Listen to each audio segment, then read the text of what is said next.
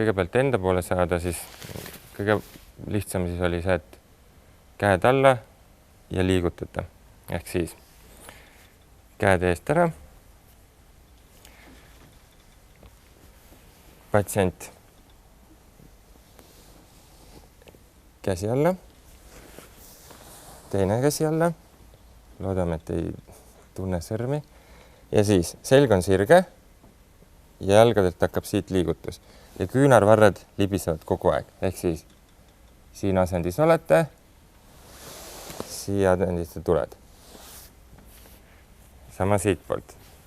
Kui saad käed juba alla, siis siin asendis oled, siia asendisse tuled. Jalad tulevad juba lihtsalt. Ehk te ei tõsta tegelikult üldse seljaga, vaid kõik käivad. Siin on see toepind ja lihas, mis töötab, on tegelikult jalalihas.